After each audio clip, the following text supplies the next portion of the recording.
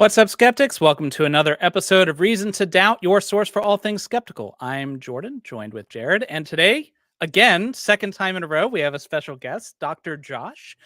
If you're not familiar with his work, Dr. Josh is an Assyriologist, graduate of Johns Hopkins, and he is perhaps most well known for being a fellow bow tie enthusiast, but only slightly less well known for his expertise in the Old Testament, biblical slavery, everything to do with the nitty gritty details in the Old Testament. How's it going, Dr. Josh? Got to be known for something, right? Got to be known for something. And there are worse things to be known for than dressing well. This is true. It's not the one I was thinking of, but yeah, that's it. I don't know if I want to be the household name for slavery, so let's do it for bow ties. Let's do that. Yeah, for sure. Bow ties is the way to go.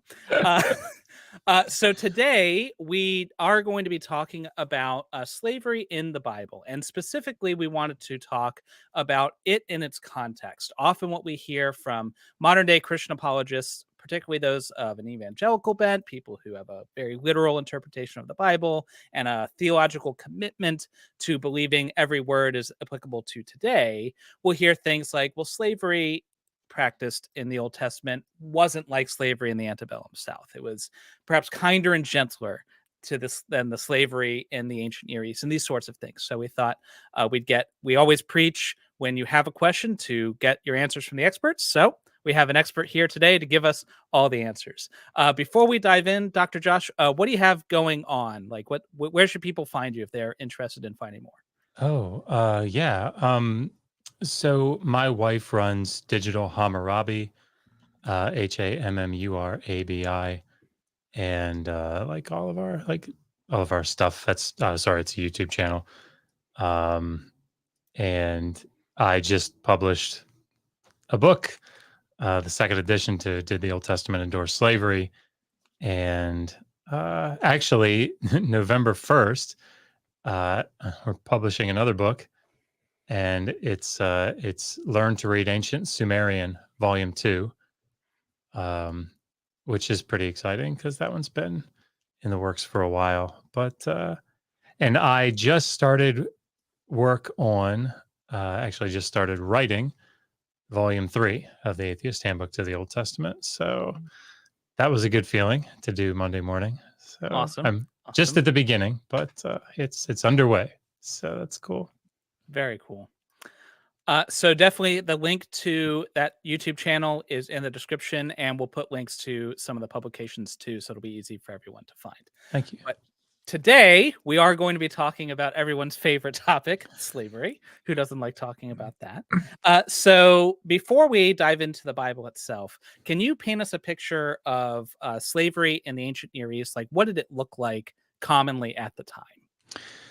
Yeah. So when we're talking about the ancient Near East, just so like everybody's on the same page, we're talking about roughly 3000 to 300 BCE, right? So writing gets invented right at the end of the fourth millennium, and in Mesopotamia, so ancient Iraq and Syria, and it's sort of just dealing with all of the culture, the language, and everything that sort of ends up focusing a lot on Mesopotamia, but of course extends down through the Levant and into Egypt. So, and a little bit over into Anatolia or Turkey. So, like it's that region in between Iran and like the end of Anatolia, so the western part of Turkey. So,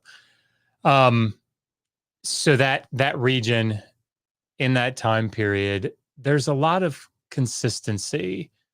It's obviously not the same precisely throughout. There's a new book that just came out. It's actually on the shelf behind me. I could probably point to it. It's that one, I think. Yeah. Not that helps anybody at all. It's the green one, guys. It's the green. Just zoom in on the screen really big. You'll be able to read it. So. Enhance.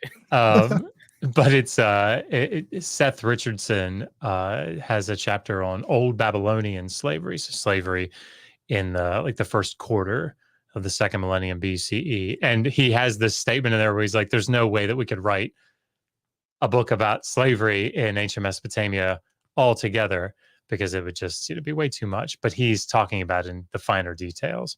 So broadly speaking, there were three types of slavery, two types that they would have considered, two main types. Um, and people categorize them differently, in little nuanced ways. But there's basically debt or famine slavery, and then chattel slavery. So debt slavery is that slavery that's contingent upon the repayment of a debt. I kind of incorporate famine slavery in there because the famine has caused somebody to need, they don't have the money to sustain themselves. So in that way, it's a debt, but not. I hadn't heard the term famine slavery. Is that slavery that's like brought on by there's a famine, you need food, so you sell yourself? That's right. Yeah. Gotcha. But basically, the broad category of debt slavery is just any slavery that is you're enslaved, and that slavery is contingent upon the repayment of a debt. So once the debt is repaid, you go back to your free status. And Then with debt slavery, would that be voluntary, or let's say I did something bad, now I owe you a debt? Could it be both of those? under the law, they would have considered the doing something bad would be like a punishment, right? And it doesn't necessarily have to be something bad that we would consider like, if something happens through negligence on your part, and it like destroys somebody else's field or a community's field, there were laws that said like you could be sold into slavery so that group could recoup their losses to a certain degree. So, but yes, I mean, people that committed crimes that could somebody land somebody into slavery, but that would be most likely chattel slavery. They'd be sold as property. But debt slavery normally comes where somebody takes out a loan and they default on that loan, and the creditor comes and takes them as a slave. It could also be that people could sign up for slavery, and they would do so so that they would serve for a period of time, depending on the contract. And then often at the end of that contract, they would get some benefit from their master. So, for example, like we have actual contracts that show people essentially saying, I will sign up to be your slave for the rest of your life, right? Often their life and the life of their wife. And at the end of that period, there are lots of things that could happen depending on the contract, terms of the contract. But quite often you would have this provision where the slave would be adopted. They would go through a legal process where they're like legally adopted by the master. And in so doing, they were eligible to inherit. And so as sort of like the repayment for that slavery, they would be able to inherit a share, a field, whatever. But again, that sort of stuff is sort of wide open in some respects to the terms of the contract. So like you could negotiate hard, or you could, be in a position where you couldn't negotiate much at all. It just depended. But those are under the law, those are considered voluntary, right? Even the debt slavery where you default on the loan and they come and take you, legally that's considered a volitional move, right? Because you chose to take on the debt. That's right.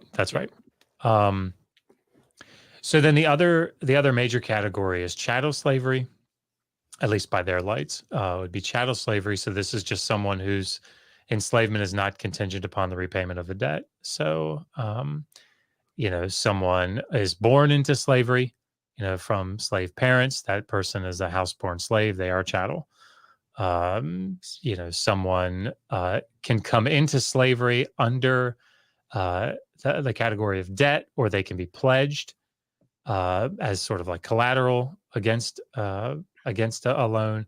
And if that loan is not repaid in a certain period of time, that slavery is converted into chattel. They become property. Once that happens, manumission is no longer required. Now they still could be manumitted, but there's no like legal requirement on the part of the master to set them free. Those are the two main categories. Now, from our perspective, we in modern terms would categorize sexual slavery as something that was also done, though they would not have considered it as such.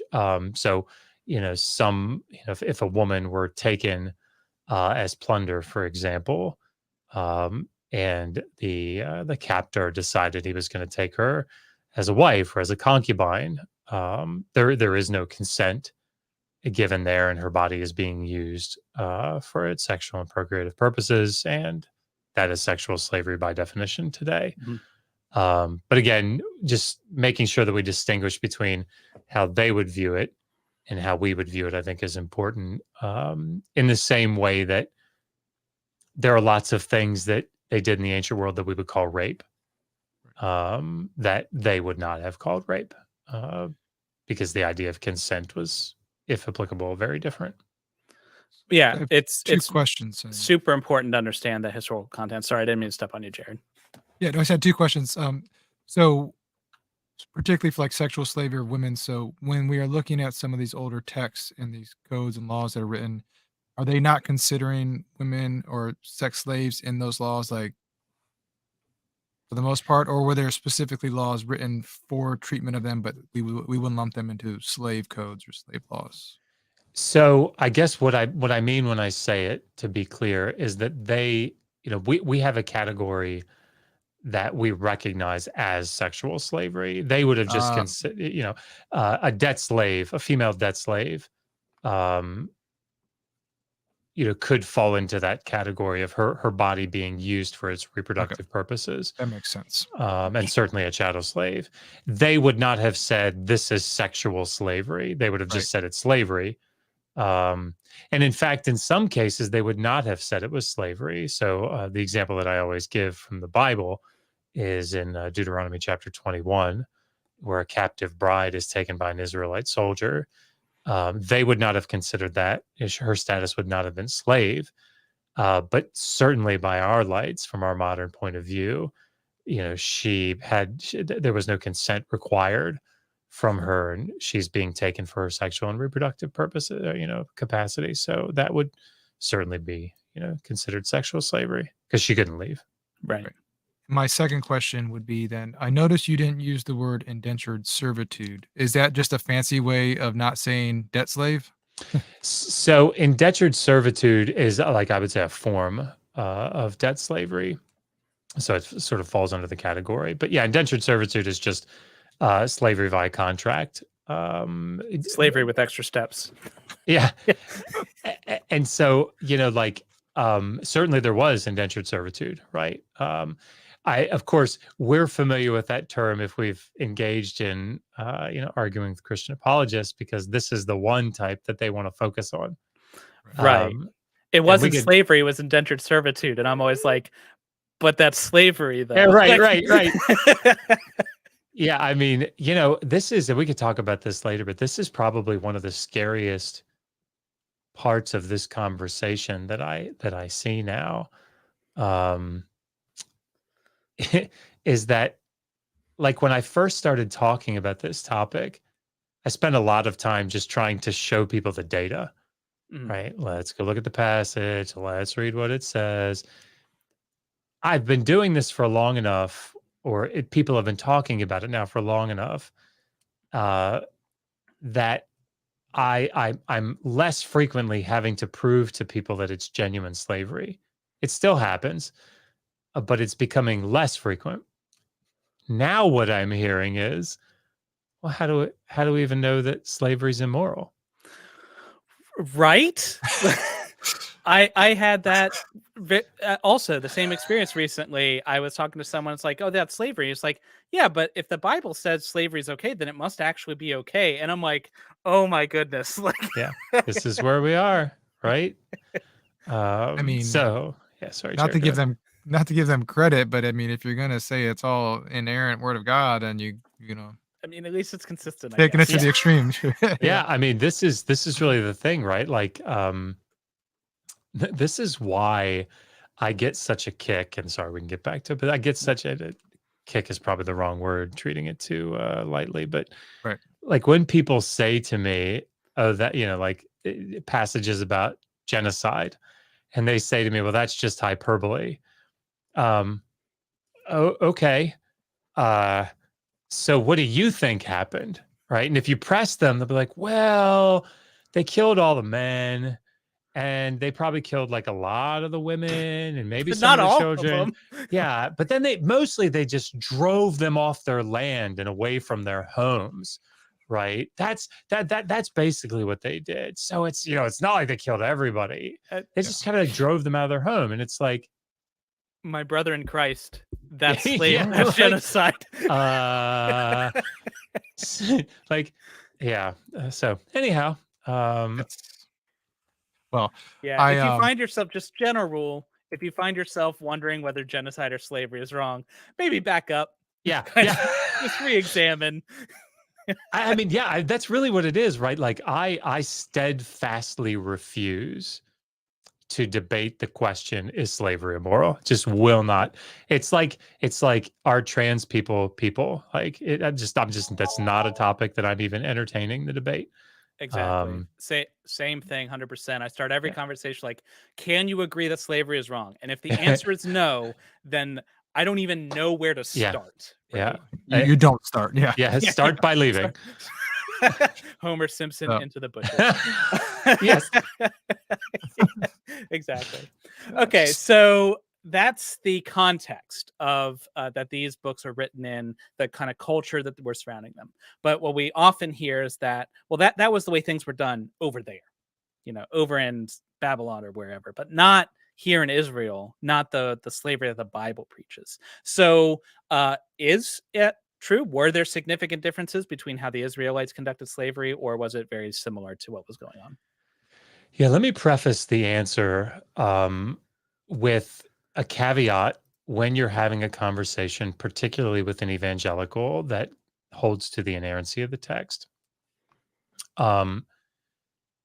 You have to be careful how you address these types of questions or deal with these types of questions. And let me give an example about sort of going back to violence for just a second. One of the main things that people say when you confront them with something like, look at what happened to the Canaanites.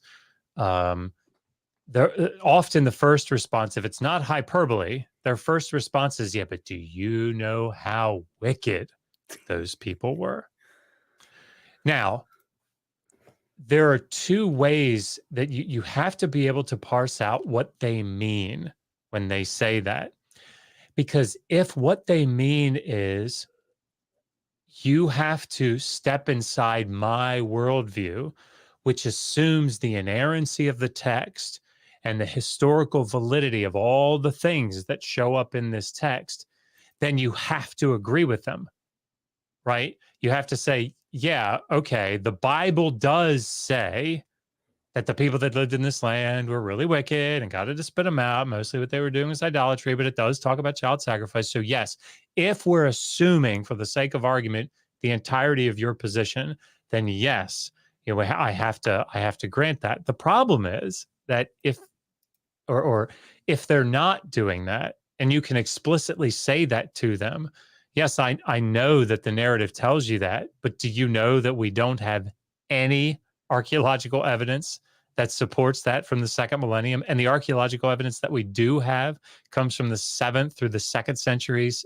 BCE, and which is much later than what the Bible requires. And it comes from Carthage, not even from Canaan. It's so like, but you have to be able to distinguish, are they talking about it from their theological framework and just saying what the Bible says is true? Or are they saying, or are they allowing for what do these other archaeology and these other fields of study tell us about that? Okay, so bringing that back to slavery, um, you know, this is one of those places where it doesn't make a big difference. Because what the biblical texts say, there are a couple of places in Deuteronomy 15 and Leviticus 25 where for Israelites, now, not for everybody, but for Israelites, there is a supernatural component sort of infused into the law that would make it better than what we see in the surrounding nations, right? But scholars are pretty much unanimous on this, and I'll explain why. That this is like sort of utopian, right? Idealistic. And it's certainly not something that actually happened. So in Deuteronomy 15, I'm sorry, let me back up. On the whole, the laws about slavery are on par with one another. Some of them are a little better in the laws of Hammurabi, for example. Some of them aren't as good in the Middle Assyrian laws, right? Like it just depends. I have an entire chapter in the new edition or the new book, like dedicated to comparative analysis. So all the places where there's overlap, I just go through them all and say, here you go. But basically, you have debt slaves. They generally have slightly more protection than chattel slaves do. They have to be released after a certain period of time, usually. So if somebody is taken as a debt slave, like the laws of Hammurabi limit that to 3 years of service, and then they are released in the 4th. In the biblical text, it's 6 years. They're released in the 7th. But again, like, is one a little better than the other? Yeah. But I mean, like, on the whole, slavery, though. yeah, like the process is just generally the same. Chattel slaves are owned as property. They can be passed on as inheritance, right? This is just standard sort of across the board. Slaves are expected to be beaten. Debt slaves even are expected to be beaten, but you're not allowed to abuse them and you're not allowed to murder them. Now, of course, what do we mean by abuse? And did that actually, fall into a context where it could actually be upheld? Those are different questions. But like, you were only supposed to beat your slave for moderate correction. And you weren't supposed to, sorry. Just beat them a little bit. Just a little bit. It's okay. Well, I mean, it would be, like beating them with a wooden rod is on the back is pretty standard. And so the two places that it seems like for Israelites, it gets a little better. In Deuteronomy 15, it says that just as it did in Exodus 21, you keep them for 6 years, release them in the 7th. But in Exodus 21, it just says they just go free, right? In Deuteronomy 15, it says, which is a book that is designed in a lot of ways to try to make Israel the head of the other nations, right? So that you don't want a country of poor people. So that sort of sets the context for what's going on.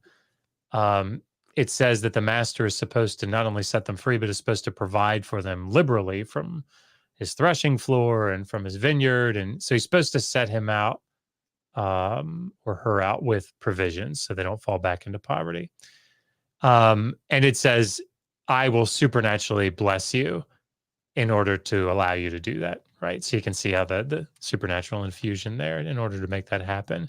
And something similar is true in Leviticus 25. But again, this is just for Israelites. And, the reality is that we don't have evidence that this was actually implemented, and most likely was not, right? Wait, you mean the nation laws doesn't always follow their laws 100%? Oh, what? And of course we have, even though it's debated whether this is actually, like historically reliable account, you have this in Jeremiah 34, right? Where, debt slaves are being kept and not freed as Deuteronomy 15 requires. And so like we have a whole story about how they weren't doing that. So yeah, I mean, but that's sort of the short answer, that very, very long-winded answer after that, is that it's essentially on par, right? Some places are a little better, in some places in the law collections in the ancient Near East. In other places, the Bible is a little bit better, but for the most part, it's all just roughly the same. So one thing you touched on that we hear very frequently is this thing about being released on the 7th year. And so often this is characterized as a global rule. All slaves would be released every 7 years. So it was never like this chattel slavery like you hear in the American South. And what I'm hearing you say is that those rules, to the extent they were even followed, only applied to Israelites. That's correct. To Jewish men. That's correct. And I had did a review of a legit scholar, legit Dead Sea Scrolls scholar, recently, but he in his publication of his dissertation had an excursus where he made an argument about Leviticus 25, 44 to 46, which is that sort of infamous passage now that everybody knows by heart, right? But about foreign slaves being able to be kept for life and passed on as inheritance, being permanent property, those sorts of things. And he tried to make the argument that those are actually, that law actually applies. It's the same law that's being applied in Exodus 21 and Deuteronomy 15. Those are foreigners. They're supposed to be released in the 7th year, which is explicitly not what's going on. Like specifically, it was the weirdest. It's a very strange argument. But anyway, yeah, the Exodus 21, Deuteronomy 15, most likely talking about just Israelite debt slaves. So when you're talking about chattel slaves, certainly foreigners can be taken as chattel slaves, whether they live in the nations around Israel or they're living in the midst of Israel. And those become, the Hebrew word is achuzah, which is the word that's used to describe their landed property. So like the actual land that they get, and it gets passed on and stays in the family. Like that's how the slaves are described. So they stay with they become the inherited property, and they're passed on to children and made to serve forever. But Dr. So, Josh, isn't there a rule against kidnapping? Doesn't that mean that slavery was outlawed? oh my gosh, you know what? End stream, we've been totally dismantled. How did you miss that? Exodus 21:16. It's like the Achilles heel. God, it's so funny to me when people say that, because like after I actively resist bringing my face, my palm up to my forehead, which I'm usually successful at resisting, um, I say things like, that it was illegal to kidnap people everywhere, right? Like, Right. it's not like you could go to Babylonia and they're like, oh yeah, we love kidnapping people. It's totally awesome. So yeah, I mean, like the punishments varied, that's for sure. But it was still illegal, right? And so yeah, so you couldn't steal people anywhere. And the example that I always give is you can't steal somebody else's car, You right? still got cars. But you can still own a car. That's great. Yeah, I mean, it's the logic is just, but it's because I guess the word slave appears in that context that it's like, oh, okay. That must Well, do it. Well, with that, so one thing I'm hearing you say too, because sometimes I'll hear Christians say, "Well, the Israelites had to deal with the culture around them, so they had to make these special rules." And God said, "Okay, well, if you're going to have slaves, these are the rules, and we're going to be special and different." But what I'm hearing you say is that the rules were set up or pretty much just adopted across and they had little differences, so there wasn't like a unique thing that the Israelites had, and they put special provisions in that God gave them. Yeah, and this is what you'll see happening. I when I first came online, again, the what you just said is sort of like verbatim what you would hear, right? For people that, as soon as you did point out that it was actual slavery, they'd say, "Well, God has to condescend, right, to sinful man," and He has to meet us where we are, Josh. He has to yeah, meet us where we are. it's how it is. Mixed fabrics. He's not going to meet you there, but um, that's a bridge too far. But and don't be eating that shellfish. No, but it's the problem with the argument, of course, is that you'd have to show where it's better, right? You'd have to show where God is making these changes. And so what is happening now is that people are having to go, okay, like I give up, I see, like I surrender. They don't say that obviously, but like Old Testament slavery is bad. Okay, like we give in. God was working with the people until we get to the New Testament. You know why? Because we found Matthew 19, and Matthew 19 solves all our problems, right? Because you have heard it said, right? I mean, that's not, but like, like the Moses told you that you could have, or you could divorce your wives because of the hardness of your hearts, right? But it wasn't so from the beginning. Tisk tisk. And that, my dear friends, is what slavery is all about. Slavery is something that God said, sure, I'll put laws in It's like that an exhausted sanction. parent. He's like, "Ah, fine, you guys can have Fine. slaves. Fine. Is that a pig I see you eating? Yeah. But You got to pick your battles, Josh. You yeah, gotta pick right. It's your battles. exactly right. I guess they were. It's easier to give up pork, um, but of course, the problem, we could talk about this if you want to, but I mean, like, of course, the New Testament struggles to try to condemn the social institution of slavery. So it's still an uphill battle for Yeah. the apologist. Paul, I think the closest it ever comes to is Paul. It's like, hey, I like this guy. It would be cool if he wasn't a slave. Could you free this guy? You know? I'm not going to force you. I mean, Yeah. don't hear me saying that. Of course, I'll tell those women to keep silent in the churches, but I don't have a problem with that. But Well, don't- baby steps. Baby steps. yeah, I'm not going to make you free the slave. Right. Okay. So slavery in the Bible, not significantly different from its cultural context. You mentioned Exodus, and I think one of my favorite parts of Exodus, because people are often talking about the going free things and how they could go free. And my favorite part, I think, is the part where the slave is saying, "Oh, but I love my master. I want to Yes. stay. And so please have me be a slave." And correct me if I'm wrong, but my understanding of how that works is if you didn't have a wife and child when you came into service, if you were handed one, those stay with the master. And so the master is basically saying, hey, you can go free, but your kids, they're mine. Oh, you want to stay? Great. You know, Great. wow. Sign here. Yeah. God, yeah. I mean, that's what talking about Exodus 21, 2-6. And that's what the law is dealing with, right? And this is something that, again, is common to ancient Near Eastern legal collections. This same principle applies. So if a guy becomes a debt slave, and as you said, if he's married, when he becomes a debt slave, then when he leaves, his wife goes out with him, right?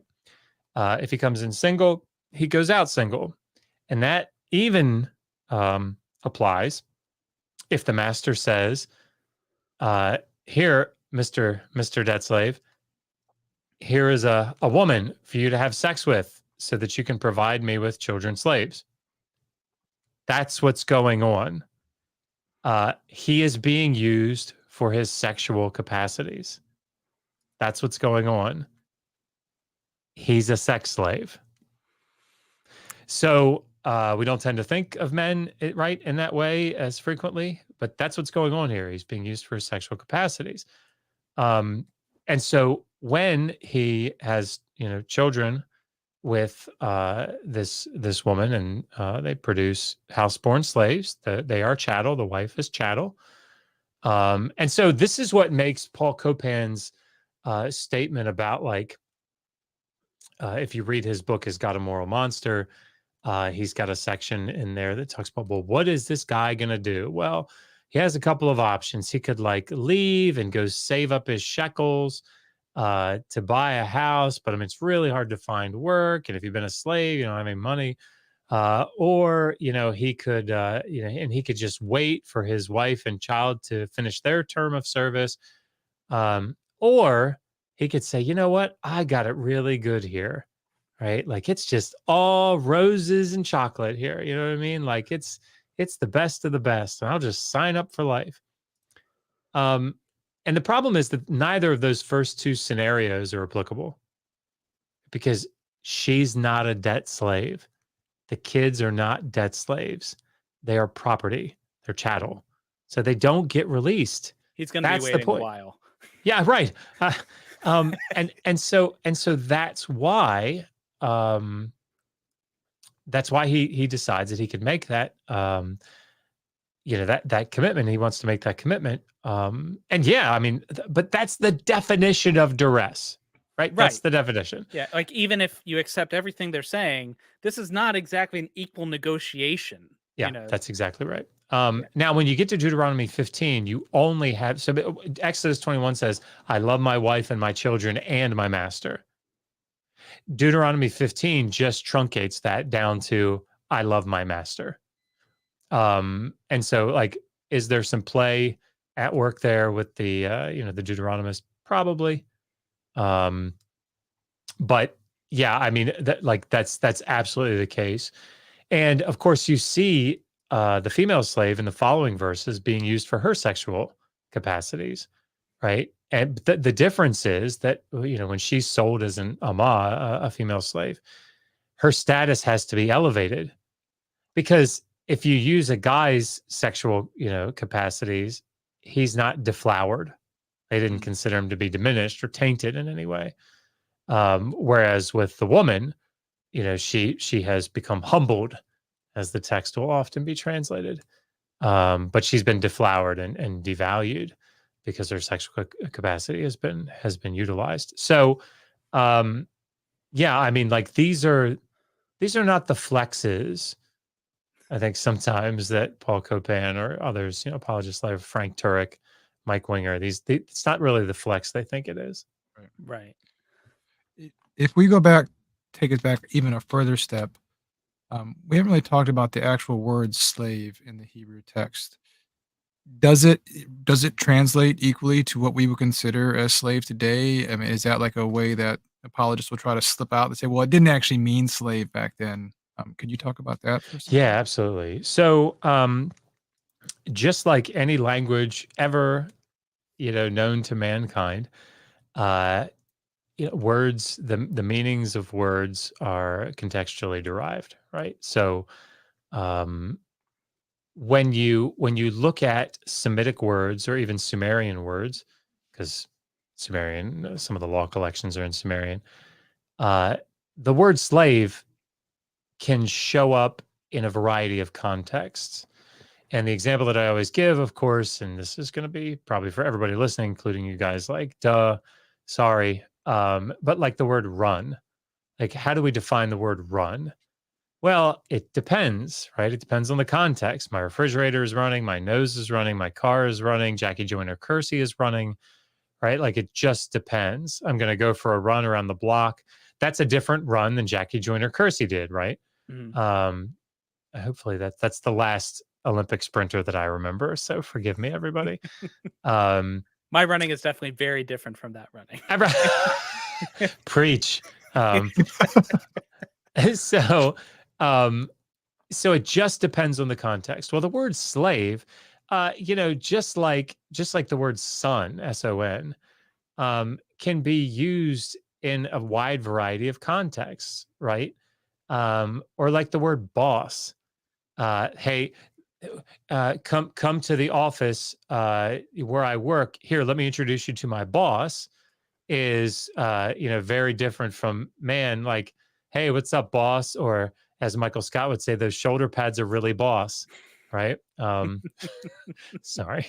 No, office references are always allowed. Okay, good. Good. I'm not superstitious. Just I'm a little stitious.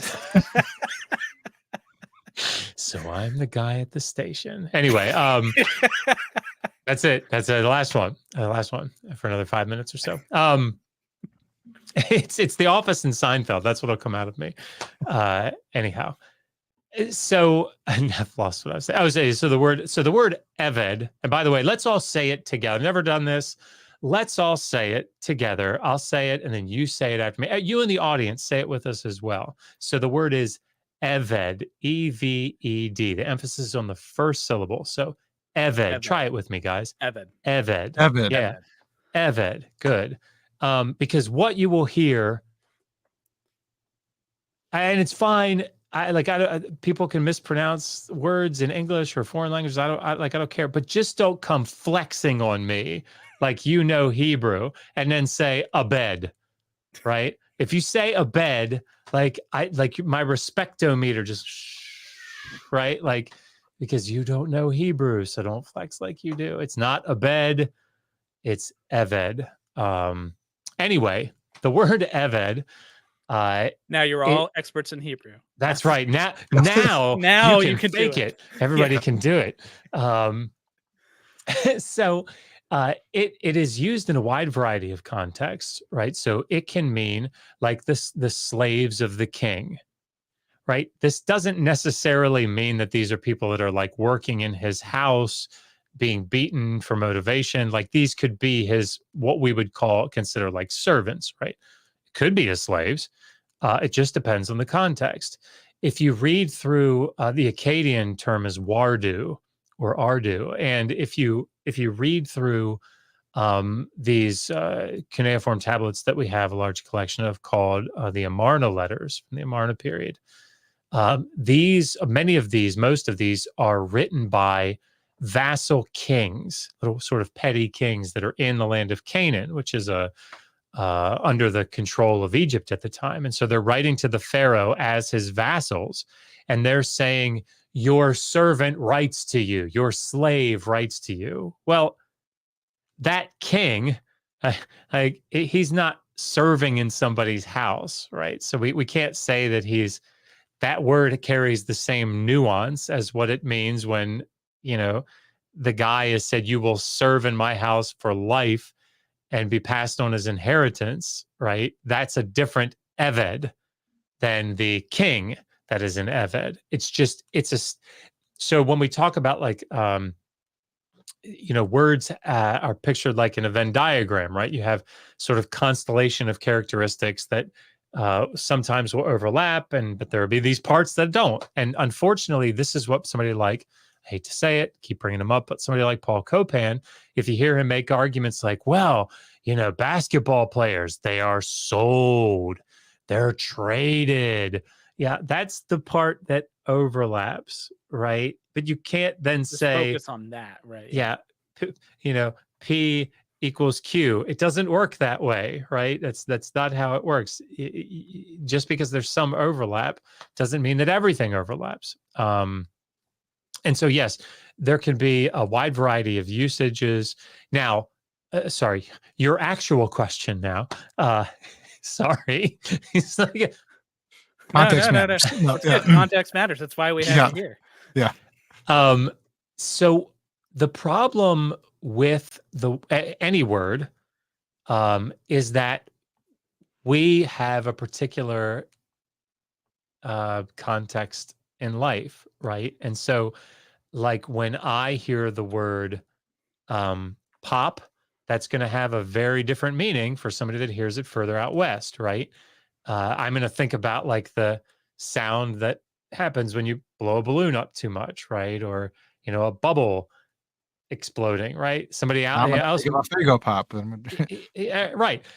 So people because we come from different experiences and different life backgrounds, we associate different things in the same way that if you've had a kid and you've been talking to your partner about what to name it, like, Alex. Oh, I had a really bad experience with someone named Alex, right? There's my Seinfeld reference. So he always had coffee every 5 seconds. Anyway, okay. I swear I'm done. So when people hear slave, we here in the United States and in many other places in the world that know about the atrocities that took place in the US, associate that word slave with a lot of different images, right? And thoughts. The movie Roots, right? Somebody chained up outside and being, severely whipped, or, locked in like an outhouse in the winter overnight that freezes to death. Like there are, we see people in shackles, like pushing mining carts or something. Like this is what we associate with slavery. And it's all that we associate often with slavery. And so in this very limited sense, everybody please pay close attention to the limited sense of what I'm saying here. Get ready to take it out of context. Just clip here. Right, clip here. The apologist is correct. Right, that's what they're going to clip, right? The apologist is correct, and they're just going to loop it. When they say we have images in our mind when we think about it, and that image is usually the antebellum South. Here's where the apologist goes way off, right, and totally misuses that bit of information they got right. They say because um, because slavery, as depicted in our brains in that video reel that runs when you hear the word slave, because that horrific treatment of human beings at that very extreme end of the treatment is not what we see in the laws of the Old Testament, then they're nothing alike, right? And let me say that again. The comparison that the apologist makes is between what happened, boots on the ground, in the antebellum South, and what we have learned about that and the images that we have from that. From witnesses who were there. Yeah. And the laws in the Hebrew Bible. And you cannot compare those two. In the same way, to be fair, that you couldn't compare Jeremiah 34 and Nehemiah 5, where the law was disobeyed, because that's what's happening in the antebellum South. To compare that and how they totally abused the laws and didn't keep them, and they kept their slaves and they had to release them, but then they stole them back again. They kidnapped them back. You couldn't say, well, look how horrible slavery in the Hebrew Bible laws was, or in the Hebrew Bible, because the apologists would be very quick to say, whoa, whoa, whoa, that's just sinful man disobeying the law, right? Well, go read the laws in the antebellum South. You'll be surprised, right? Thomas Morris has a whole book on this. And of course, I have a chapter on it. But laws, the intent of the lawmakers in the antebellum South were to protect the slave. That sounds crazy because, of course, it epically failed, which is the key that we need to take away from that, in my opinion, is that the law didn't stop it, right? Right. Well, ultimately, laws have to be enforced by the people in power. And if the people in power don't have an incentive to enforce the laws, well... And think about it, guys. I know I say stuff like this a lot, but and I go into this in a little more detail in the book, but I mean, think about what you hear apologists saying about slavery, right? As you just said, Jared, it's not like the antebellum. Let's just get that right out of the way. It's nothing like the antebellum South. Well, I mean, it depends on what you mean. If you're looking at the laws in the antebellum South, well, then it's a lot like it, right? But then the next thing that they'll say is that, well, I mean, yeah, sure. Proverbs 29:19-21 says that you should beat your slave, right? But it's just for discipline. Come on, it's just for discipline. You're not abusing them. You're not allowed to abuse them, right? And how else can you possibly teach them? How else? And how else, right? Because that's what the Proverbs says, right? If they're not motivated by words alone, right? And if you don't physically discipline, but they become spoiled, right? So I mean, so that's why Exodus 21:20-21 says, you could, yeah, sure, you can beat, but it's for moderate correction. Well, guess what? That's the same argument that you can use to defend the laws in the antebellum South. Do with that what you will, Mr. Apologist, right? Because I don't think you want to be caught on camera defending the antebellum South. Yeah, right. No, that would not go over well. I happened to live in a state that was part of the antebellum South, and I was educated in this state. And even in an education system where it was the War of Northern Aggression, not the Civil War, right? Even there, they would not defend slavery. Yeah. So yeah. Well, go ahead, Jared. So I was going to ask, because do we have anything outside of the Hebrew text to give us any indication of what slavery was actually like, boots on the ground, in the ancient Near East? or are we just merely going off of the written record? So in the rest of the ancient Near East, absolutely, tons and tons of stuff. And in fact, so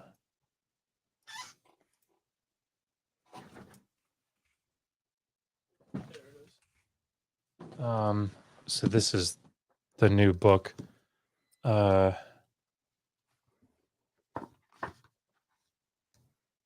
One of the new things that I have in the book are new appendices, 2 new appendices.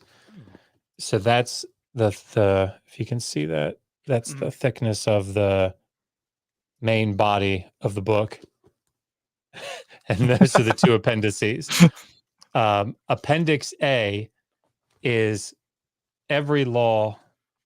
I don't know if you guys can see that, but every law in the law collections, all the law collections from the ancient Near East and the Hebrew Bible that have anything to do with slavery in translation and then commentary on it. So I go through all of them. And the reason that I bring that up is not to shamelessly plug the book. Sorry. That's really not why I did should that. shamelessly plug the book. But the reason that I think it's important to say that is we have a lot of data, and it's not just law collections. So we go through every law, but then we have contracts, right? We have letters, we have court cases, all preserved, originals, right? Like, and we have them. They have the cuneiform tablets, the clay tablets, and they give us tons and tons and tons of information about what slavery was like. This, by the way, is why over the past like 50 years, the idea that like the laws of Hammurabi used to be called the Code of Hammurabi, if you've heard that. And we sort of shy away from that now because a code sort of means like this is normative, authoritative legislation, right? Like it's being promulgated as the law of the land. And the judges, when they, sat in judgment, they would say, hang on you had a sheep stolen? Hang on a second. Oh, there it is. Right. There's our case law. That's our precedent. Right. So that's what we're supposed to do. Probably didn't function that way. Right. But that's how we know, because we have all of this extra material. Now, the problem is that we don't have a lot for Israel. And like, so we have like the Elephantine papyri down in Egypt. We have like in Babylonia, we have like a Judean, people that were taken into exile, and some of the documentation there. But I mean, there's just not a lot from Israel proper.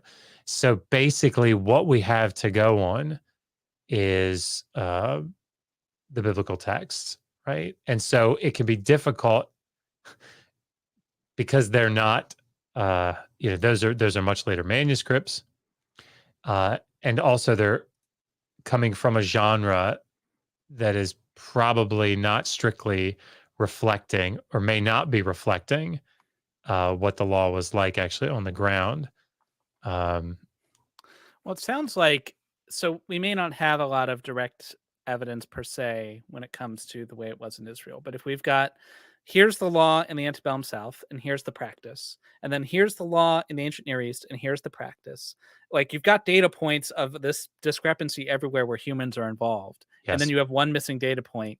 And within the Bible, you've got instances where they're like, and they weren't following the laws. Yeah. So clearly, sometimes at least it happened. Yeah. And I mean, of course, if you're, and this is the one saving grace, forgive my expression, if you're talking to a fundamentalist evangelical, like, they're going to have to say, or they're going to say, these were the laws handed down from Yahweh to Moses on Mount Sinai. Like, of course, these are the laws.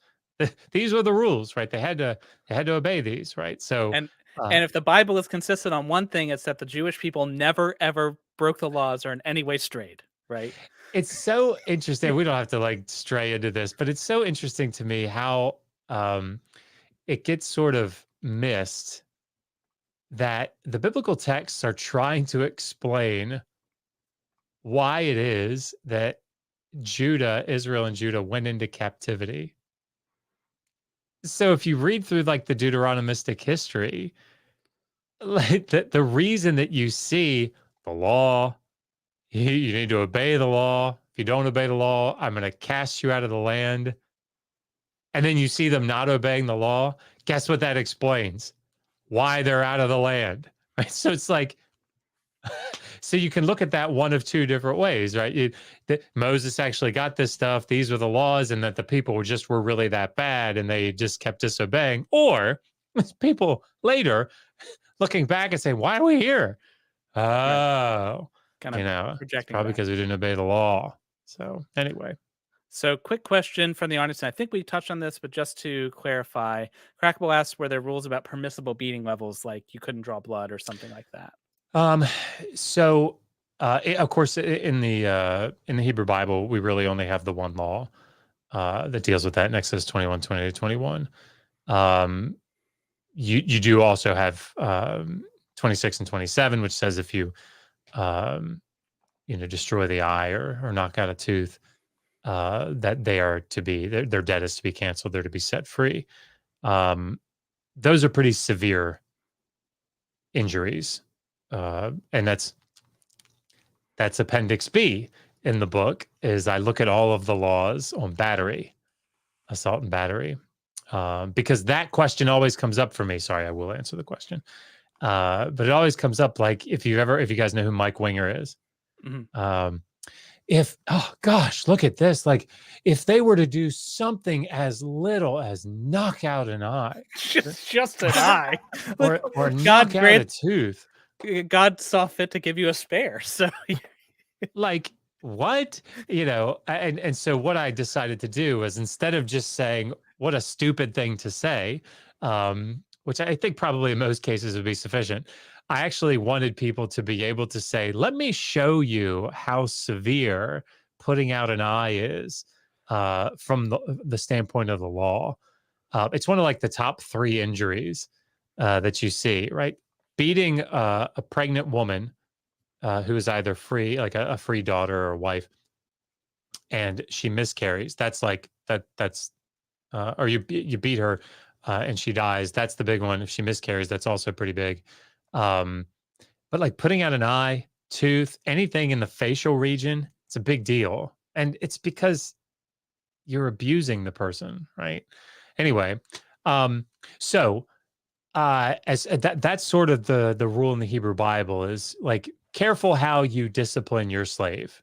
keep it below the shoulders. Yeah, you want to hit them in a place where it hurts, but it's not going to permanently injure them, right? That's sort of the idea. Um, Now we have other types of laws about treatment of slaves in the wider ancient Near East. So, for example, um, in the Middle Assyrian Palace decrees, which were rules about people that were in the harem, the king's harem, and those people that interacted with them. Like, here are the rules.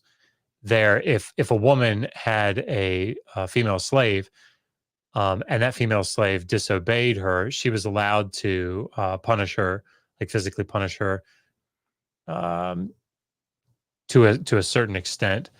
Um, the second time, they had to take her before the king, and he was supposed to set out the punishment. Um, but the woman wasn't allowed to beat her beyond what the king allowed, or and it would be a serious, probably death for the woman that abused the slave. So, like it's not as explicit, as something like here's specifically how far you can go. But like the general rule is moderate correction is sort of what they were going for. So, to kind of summarize where we've been so far, the slavery laws that existed in the Bible were had their own differences, but were fairly consistent with the laws that existed elsewhere in their time period in their culture. Yeah. And those laws did include things like you had to release slaves on the 7th year, but that was only for Israelite men. There certainly was chattel slavery where people were owned as property forever and their kids. It has people were beaten. These were slaves, and there's Yeah. no way around that. And while it may not have been, you can quibble over exactly how it falls compared to, say, the antebellum South, but I don't think there's any kind of question. Dan Smith asked, is a slave of the Bible the same as a slave of America?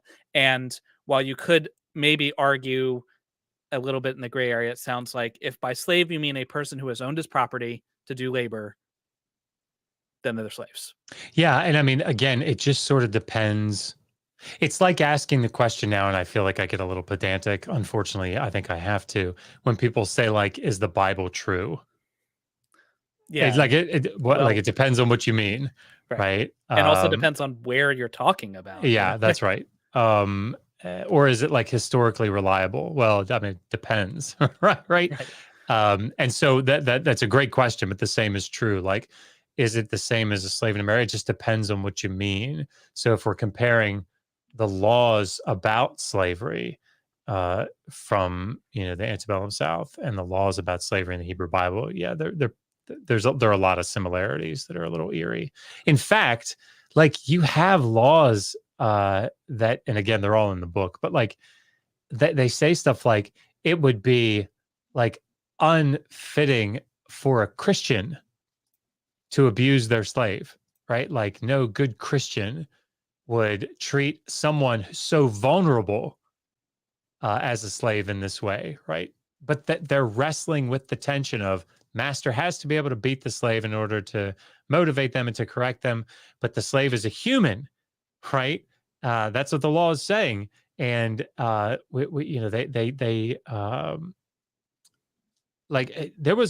were laws that said if you murdered a slave, it was like the same. It would be just like you'd murdered a free white person, right? So, but the question, of course, is just like as you pointed out. Yeah, well, yeah, like I think that would have been. Was it enforced, or Was it enforced? How would you prove it? All of those things, like the actual logistics of implementing the law and carrying it out, I think were obviously incredibly problematic. And obviously there were horrendous atrocities all the time. So let's look at the kind of context in which these conversations are happening. We're having these conversations often with Christian apologists, people who have a very specific way of looking at the Bible. Like we talked about at the beginning, people have like a theological commitment to inerrancy, to believing that the Bible is literally true, that everything that was said then is applicable now. It seems to me like it doesn't have to be that way. First of all, not all Christians think that. Sure. And Jewish people have the same there's differences, but they're using many of the same books, and the Jews aren't running around thinking slavery is fine, That's right. So how do you've engaged in this conversation a lot. How do you go about like sussing out that point?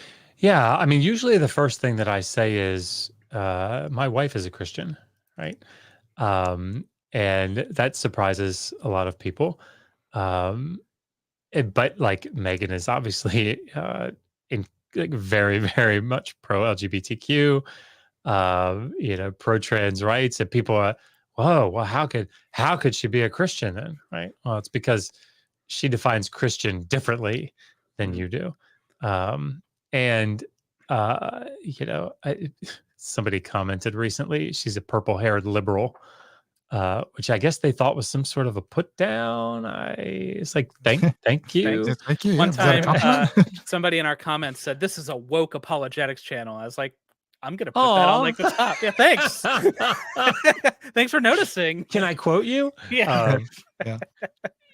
But so yeah, I in fact I said I was talking to someone who was a fundamentalist evangelical a couple nights ago in Discord. And I listen to Discord a fair amount, and sometimes talk.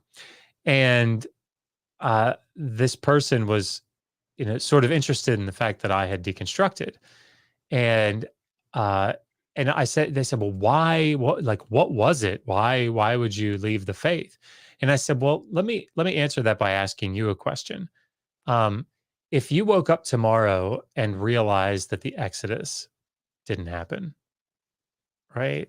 Or that Adam wasn't a historical figure, right? Or there was no Tower of Babel story that was historically reliable.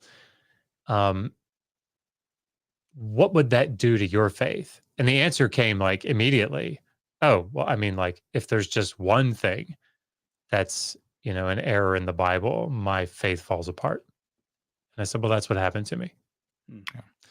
Um, but sorry, if you could I go was gonna ahead. s- I was gonna say something. I think it's important to realize that a lot of the discourse we have online is with Christian apologists or people who are very familiar with Christian apologist rhetoric. Um, but many Christians haven't even explored the topic of slavery or genocide in the Old Testament and wouldn't even know that it's there because they haven't taken the time. And I think we need to keep that in mind when we're having discourse with a lot of Christians. Oh yeah. And I think that what ends up happening, this is what happened. It's not my area of expertise, right? So it's sort of my catchphrase, but like I am not an expert in all things antebellum South slavery, right? So please, nobody hear that. My research was in a very specific, narrow area looking at the laws. But like as I understand it, the abolitionist movement was like forced essentially when they made their arguments from the Bible to do so very progressively. Right? They had these passages to contend with, right? And so they just sort of took more liberal, more progressive interpretations. Well, that's sort of what's happening. So if you watch, it's a really interesting transformation that's taking place. Is people are morphing their interpretive models, right? So they're saying, okay, all right, so God can allow for or even endorse something that we consider to be immoral, but he's doing so with a bigger purpose, right? A wider, and he's working with people, and so like you can see their theology shifting, right, and changing, which I think is great because I'd much rather them say, "All right, sure, slavery's bad," right? I'd much rather Yeah. that than, "Oh, well, maybe slavery's okay. Let's try to bring it Yeah.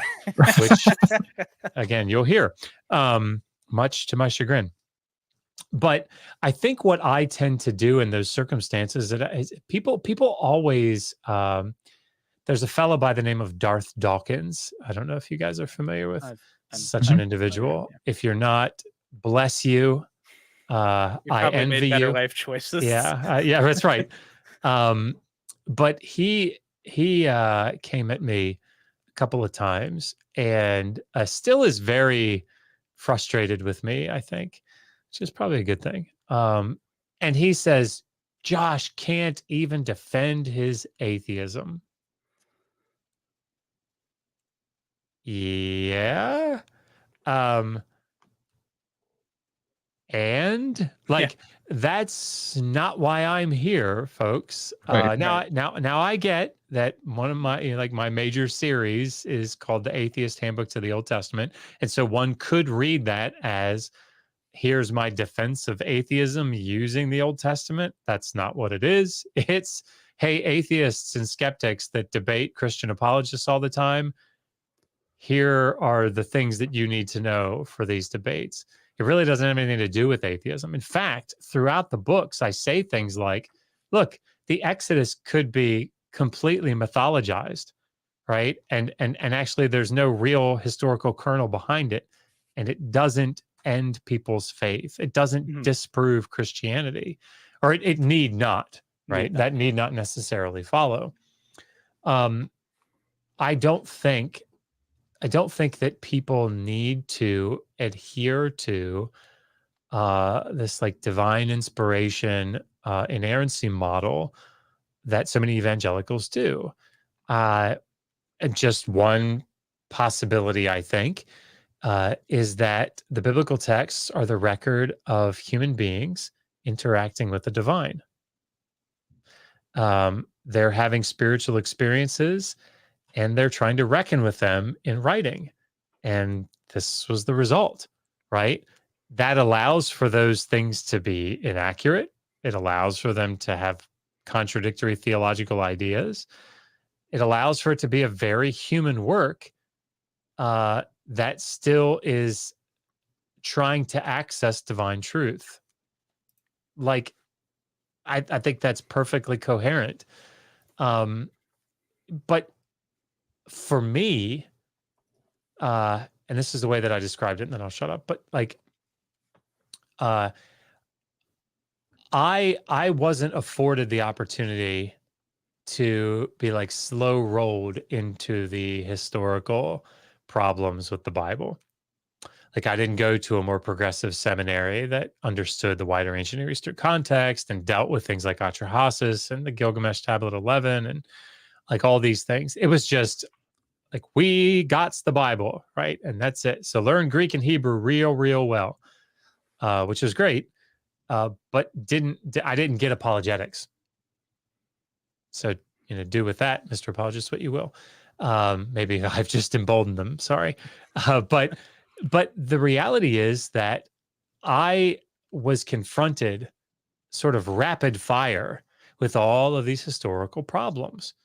And on top of that, this clear literary dependency of the biblical text on ancient Near Eastern mythology.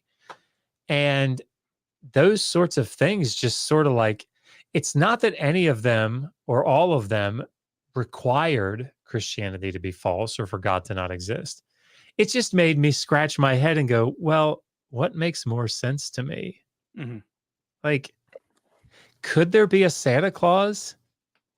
I mean, maybe, right? But Technically, perhaps. yeah, but I mean, like, when I see my dad, wearing the outfit and like trying to climb down a ladder off the roof, in the middle of the night on Christmas Eve, or I have people telling me, and in my adult life, there is no Santa Claus, right? Here's where the story developed and here it came from. Is it possible there's Santa Claus? I mean, yeah, I guess that's possible. I don't see anything like logically incoherent about it or contradictory, but what makes more sense to me? What's more likely to be the case? So that's sort of the position that I come down on.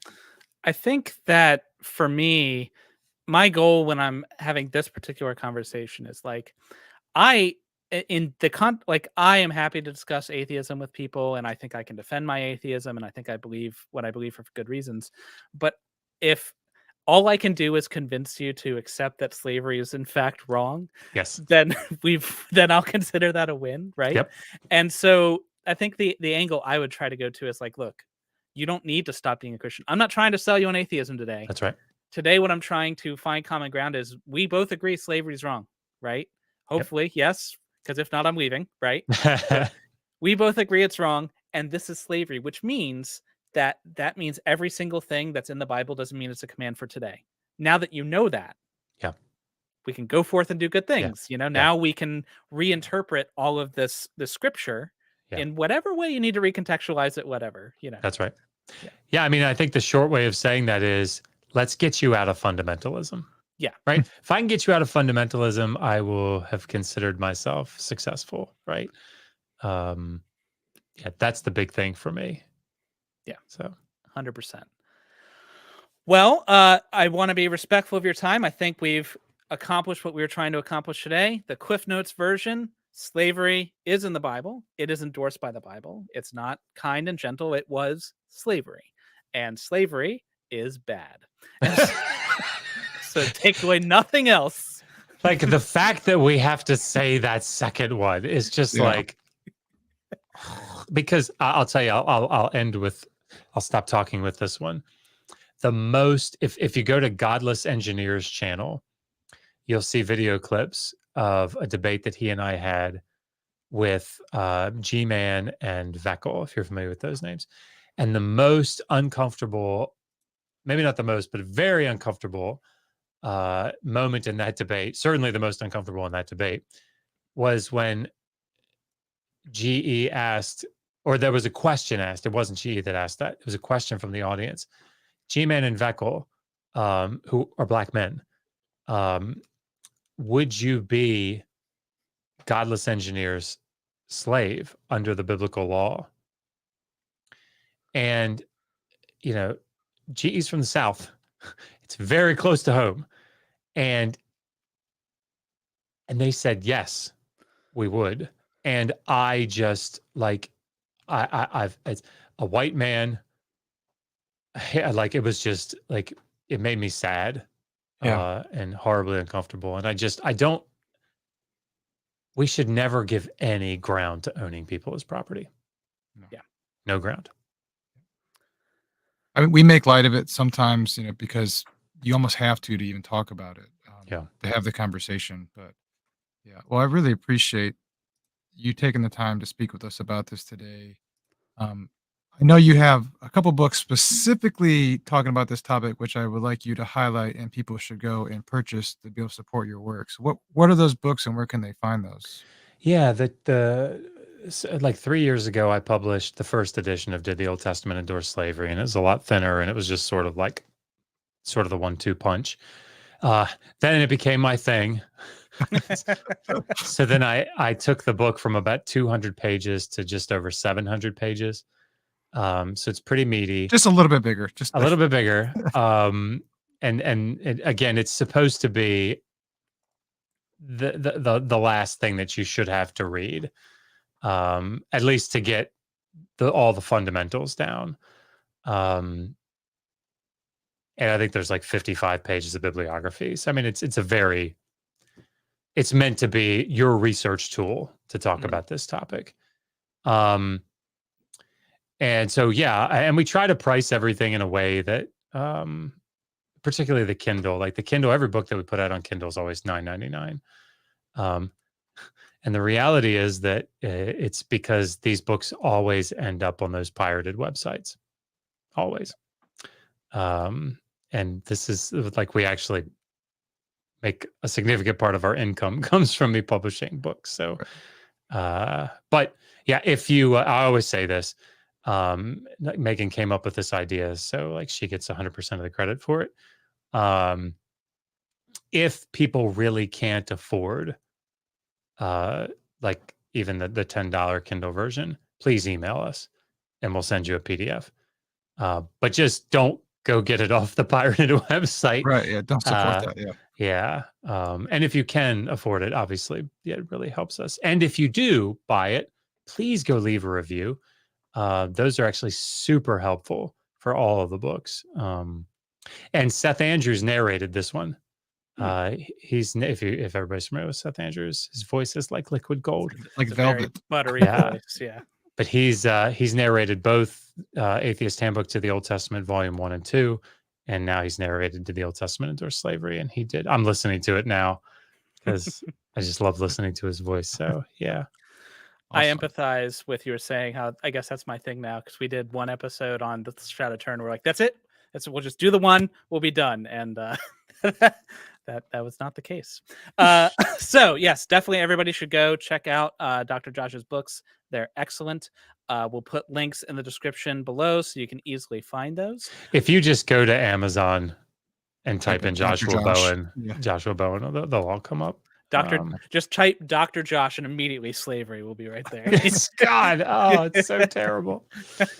So do that. Looking forward on the channel. We've got soon in the near future, we're going to be talking about anti-Semitism in atheism with Vashanti, who is a Jewish woman. Yeah. So we're going to be talking about how sometimes atheists are taking shots at Christians and like accidentally hitting Jews along the way. And so we're going to try to dispel that. So like, comment, subscribe so you don't miss that. But until next time, remember, you've always got reason to doubt. Peace out.